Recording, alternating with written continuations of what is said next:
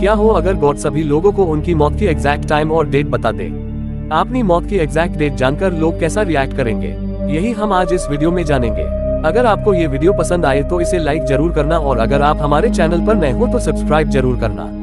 PN movies presenting the brand new testament. इस कहानी की शुरुआत में हम इस मूवी की मेन कैरेक्टर इया को देखते हैं, जो कि जीसस की तस्वीर को देख रही थी। इया बताती है कि दुनिया बनाने से पहले गॉड बहुत ज्यादा बोर हो रहे थे, तो उन्होंने सबसे पहले धरती और उसके साथ कई तरह के जानवर बनाए। लेकिन उसके बाद भी गॉड को जब मजा नहीं आया तो उन्होंने एक आदमी और एक औरत को बनाया और धरती पर भेज दिया, जिनका नाम एडम और ईव रख दिया, जिनके बहुत सारे बच्चे हो गए और वो बाद में पॉपुलेशन में बदल गए, जो धर्म के नाम पर बाद में एक दूसरे से लड़ने लगे। इया जब अपने डैड को इम्प्रेस करने के लिए टेबल पर रखे हुए ग्लास को अपनी आंखों से हिलाती है, तब गॉड उसे बहुत डांटते हैं। तब इया हमें बताती है कि धरती पर जो भी एक्सीडेंट्स होते हैं ये सब गॉड अपने एंटरटेनमेंट के लिए करवाते हैं, और इसी तरह के कई बेकार काम गॉड ने लोगों की लाइफ में उन्हें परेशान करने के लिए जोड़ दिए हैं। एक दिन जब इया अपने डैड के रूम में जाती है तब उसे उनके कंप्यूटर से ये सब पता चलता है। इसीलिए खाना खाते समय इया अपने डैड से बोलती है कि तुम बहुत बुरे हो और लोगों के साथ काफी बुरा करते हो। इसके बाद गॉड को बहुत गुस्सा आता है और वो इया की काफी पिटाई करते हैं। अगले सीन में हम देखते हैं कि इया जीसस से बात कर रही है। इया जीसस से कहती है कि वो गॉड से अपने पर हुए अत्याचार का बदला लेना चाहती है, और वो भी जीसस की तरह धरती पर जाकर सब कुछ बदलना चाहती है। इस पर जीसस इया को सलाह देते हैं कि उन्होंने धरती पर 12 लोगों को अपना धर्म प्रचार करने के लिए चुना था, और उन्हीं की मदद से मैंने एक किताब बाइबल भी लिखी थी। इसीलिए तुम्हें भी धरती पर जाना चाहिए और मेरे ही तरह अपने दूतों को चुनना चाहिए, और तुम्हें भी मेरी तरह एक बुक लिखनी चाहिए, जिससे दुनिया उस बुक के हिसाब से चलने लगेगी। अब इया जीसस को पृथ्वी पर जाने का रास्ता पूछती है। जीसस उसे बताते हैं कि उन्होंने एक वॉशिंग मशीन से धरती पर जाने का रास्ता बनाया है, जिसके अंदर घुसकर तुम भी पृथ्वी पर पहुंच सकती हो। इसके बाद इया अपने डैड के रूम में जाती है और उन्हें हट करने के लिए उनके कंप्यूटर से धरती के सभी लोगों को उनके मरने की तारीख मेल कर देती है। अब इया अपने भाई के बताए हुए रास्ते से धरती पर यानी कि रियल वर्ल्ड में पहुंच जाती है। अब हम देखते हैं कि पृथ्वी के सभी लोगों को अपने मोबाइल पर अपनी मरने की तारीख और वक्त का मैसेज आता है, जहाँ लोग अपनी मरने की तारीख जानकर काफी परेशान होते हैं। वहीं एक औरत अपने बाथरूम में होती है और तभी उसको पता चलता है कि उसकी मौत अगले 2 मिनट में होगी। अब अपनी मौत की तारीख जानकर वो औरत घर के सभी इलेक्ट्रॉनिक्स चीजों को बंद कर देती है, जिससे उसको लगता है कि उसकी मौत टल गई है। लेकिन जब वो अलमारी के ऊपर रखे एक डब्बे को निकालने जाती है तो वो अलमारी उसके ऊपर गिर जाती है और उसकी मौत हो जाती है। अब पूरी दुनिया को आपने मरने की तारीख पता चल चुकी थी, इसीलिए लोग कुछ भी करने लगते हैं। यहाँ पर हम एक लड़के को देखते हैं जिसे आपने मरने की तारीख पता थी, इसीलिए वो रील्स के चक्कर में घर की खिड़की से कूद जाता है, लेकिन उसे कुछ भी नहीं होता क्योंकि अभी उसकी मौत का समय नहीं आया था। दूसरी तरफ एक डॉक्टर काफी रो रही थी क्योंकि ये बुरा मरीज उससे ज्यादा जीने वाला था। अब जब गॉड को इसके बारे में पता चलता है तो वो काफी परेशान हो जाते हैं। इस गड़बड़ी को पता करने के लिए जब वो अपना कंप्यूटर चेक करते हैं तो उन्हें पता चल जाता है कि ये किया धरा किसी और का नहीं बल्कि इया का है। अब गॉड काफी गुस्सा होते हैं और वो सब कुछ ठीक करने का प्रयास करते हैं, पर वो ऐसा नहीं कर पाते। अब वो गुस्से से इया को ढूंढने लगते हैं, पर उन्हें इया कहीं भी नजर नहीं आती। जब गॉड इया को ढूंढते हुए उस वॉशिंग मशीन के पास पहुंच जाते हैं तो उन्हें पता चलता है कि इया धरती पर गई है। दूसरी तरफ इया को भूख लगती है तो वो एक डस्टबिन से बर्गर खाने लगती है। तभी उसे सड़क पर एक भिखारी आदमी मिलता है जो इया से बात करने की कोशिश करता है। यहाँ इया को एक बुक लिखने के लिए एक दूत की जरूरत होती है, तो वो उस आदमी को लिखने के बारे में पूछती है, तो वो आदमी बोलता है कि वो थोड़ा बहुत लिखना जानता है। ये सुनकर इया उस भिखारी के साथ चलने लगती है और उसे अपने मिशन के बारे में बता देती है, जिसके साथ इया उस भिखारी को अपने भाई जीसस के बारे में भी बताती है, पर उस भिखारी को इया की बातें समझ नहीं आ रही थी। दूसरी तरफ गॉड इया को लेकर काफी परेशान होते हैं और वो अपनी वाइफ से बोलते हैं कि जो जीसस के साथ हुआ है वो मैं इया के साथ नहीं होने दूंगा।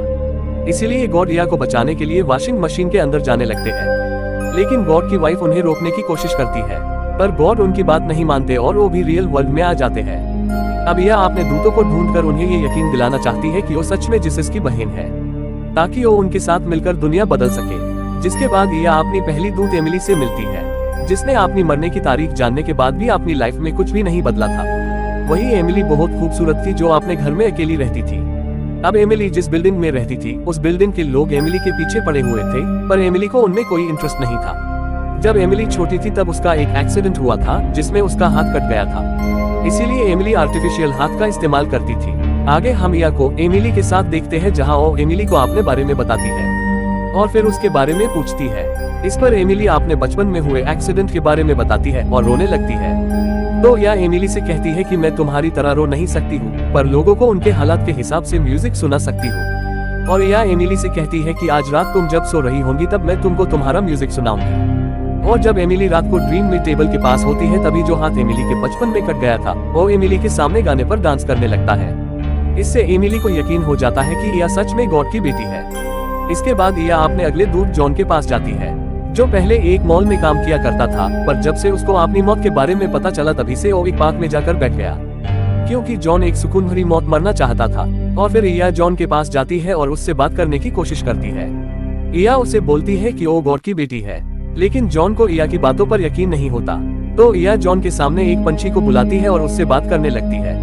ये देखकर जॉन हैरान होता है, लेकिन फिर भी उसे या की बातों पर यकीन नहीं होता। इसके बाद सीन शिफ्ट होता है और हम गॉड को मशीन से बाहर आते हुए देखते हैं, जहां एक औरत गॉड को इस तरह मशीन से बाहर आता हुआ देखकर डर जाती है और धक्के मारकर गॉड को वहां से बाहर निकाल देती है। फिर गॉड को जब भूख लगती है तो वो भी एक डस्टबिन से बर्गर उठाकर खाने लगते हैं, मगर तभी वहां पर कुछ गुंडे आ जाते हैं जिनसे गॉड अपनी बेटी के बारे में पूछने लगते हैं, मगर वो गुंडे गॉड को पागल समझकर उन्हें पीट देते हैं। फिर हम गॉड को एक हॉस्पिटल में देखते हैं जहां गॉड एक छोटे बच्चे से ब्रेड छीनकर खाने लगते हैं, पर तभी उस बच्चे की मोम गॉड को पीट देती है। उसके बाद यह अपने अगले दूत जैक से मिलने जाती है, जो कि बहुत शर्मीला होता है। दरअसल जैक ने बचपन से लेकर आज तक किसी लड़की को छुआ तक नहीं था, और जब उसे पता चलता है कि उसके पास जीने के लिए सिर्फ 83 डेज बचे हुए हैं तो वो अपने सारे पैसे अय्याशी में उड़ाने लगता है। या उसे एक नया रास्ता दिखाती है और उससे कहती है कि तुम्हारी आवाज बहुत अच्छी है और तुम्हें अपनी आवाज से रिलेटेड कुछ काम को करना चाहिए। अब जैक के पास कोई और रास्ता भी नहीं होता है। तब जैक फिल्मों में वॉइस ओवर का काम करने लग जाता है, जहां उसकी मुलाकात उसी लड़की से होती है जिसे वो बचपन में पसंद किया करता था, और फिर बातों ही बातों में वो दोनों अच्छे दोस्त बन जाते हैं। दूसरी तरफ या की मोम जब जीसस की फोटो देखती है तो उसमें पहले 12 देवदूत थे, लेकिन जब वो उस फोटो को गौर से देखती है तो उसमें देवदूतों की संख्या 12 से बढ़कर 15 हो गई थी। यानी या जिन 3 लोगों से मिली थी वो भी अब देवदूत बन चुके थे। दूसरी तरफ गॉड को जब भूख लगती है तो वो चर्च में लंगर खाने के लिए जाते हैं, मगर गॉड को वहाँ रूल तोड़ने की वजह से वहाँ बहुत मार खानी पड़ती है।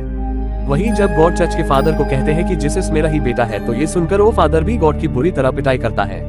इसके बाद हम अगले देवदूत चेरी को देखते हैं, जो कि एक प्रोफेशनल शूटर था। अब इसे किसी को भी मारने से कुछ भी फील नहीं होता था, इसीलिए चेरी को जब लोगों की मौत के बारे में पता चलता है कि गॉड ने सभी लोगों को उनकी अंतिम तारीख भेज दी है, तो वो पार्क में अपनी गन लेकर लोगों को मारने के लिए पहुंच जाता है। तभी वहां पर या जाती है और उसे अपना मिशन बता देती है। वही चेरी पार्क में किसी ना किसी को मारने के लिए आया था, इसीलिए या उसे सामने जाने वाली लड़की को गोली मारने के लिए कहती है।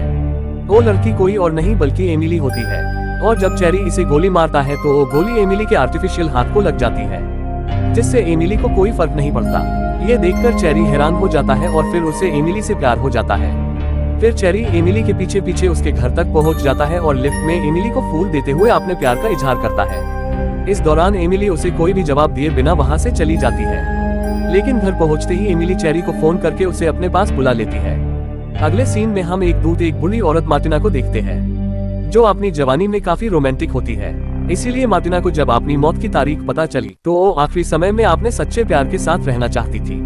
तभी उसके पास यह आती है और उसे अपना मिशन बताने के बाद वो मार्टिना से बोलती है कि उसे अपना सच्चा प्यार एक सर्कस में मिलेगा। ये सुनकर मार्टिना या के साथ अपना प्यार ढूंढने के लिए सर्कस में जाती है। सर्कस में मार्टिना जब एक गोरिल्ला से मिलती है तब गोरिल्ला मार्टिना की तरफ अपना हाथ बढ़ाता है और मार्टिना भी उसको टच करती है और दोनों में प्यार हो जाता है।